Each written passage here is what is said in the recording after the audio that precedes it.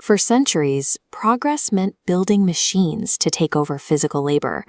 Today, we deploy networks designed to replace our cognitive horsepower. In past industrial revolutions, heavy machinery took on the burden of human muscle.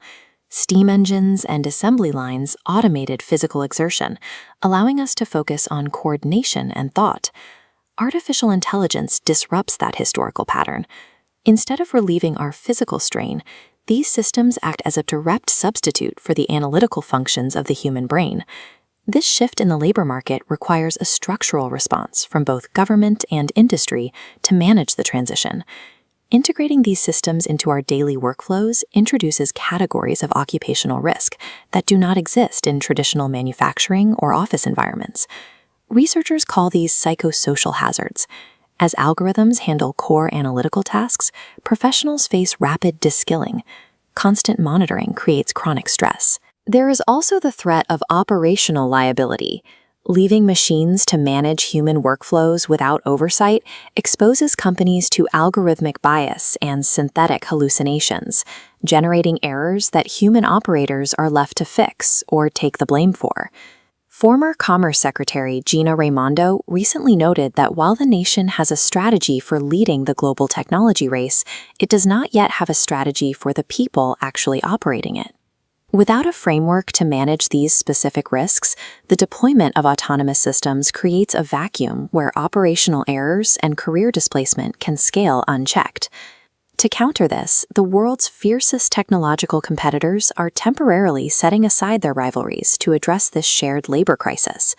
They launched the Raise US initiative, pooling resources into an initial fund of over $500 million. This coalition targets state-level infrastructure, piloting policies across Utah, Arkansas, Maryland, and Connecticut to test concepts like wage insurance and guided career transitions.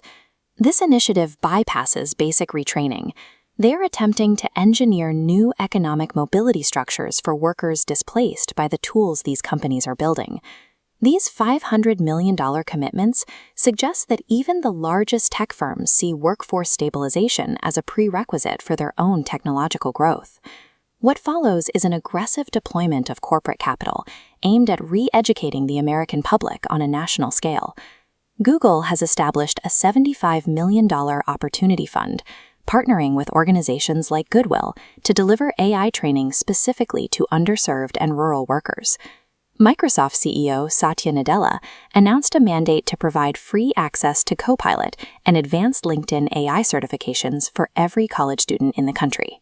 Running parallel to this is Amazon's $2.5 billion Future Ready Pledge, a commitment to upskill millions of global workers by 2030. These isolated corporate funds act collectively as a privatized macroeconomic safety net, woven together to catch a falling workforce.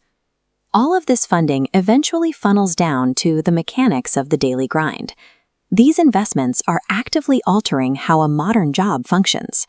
A new division of labor emerges. AI systems absorb routine tasks, basic data intake, and standard knowledge retrieval. The human mandate shifts toward the edge cases. Workers are trained to handle complex exceptions, sensitive customer complaints, and decisions requiring accountable human judgment. To protect this human-machine workflow, companies are deploying technical guardrails. Methods like adversarial red teaming and invisible watermarking act as digital safety equipment for the modern office. Effective AI adoption requires a complete redesign of professional roles, supported by both human judgment and technical guardrails. The immediate danger to the labor market is rarely a one-to-one replacement of a human worker by an autonomous robot. The risk centers on a widening literacy gap, where workers proficient in these new tools displace those who remain disconnected from them. Continuous retraining is becoming the ultimate dividing line for economic survival. We find ourselves in a unique historical position. The very architects of this technological disruption are the ones actively funding the societal countermeasures against it.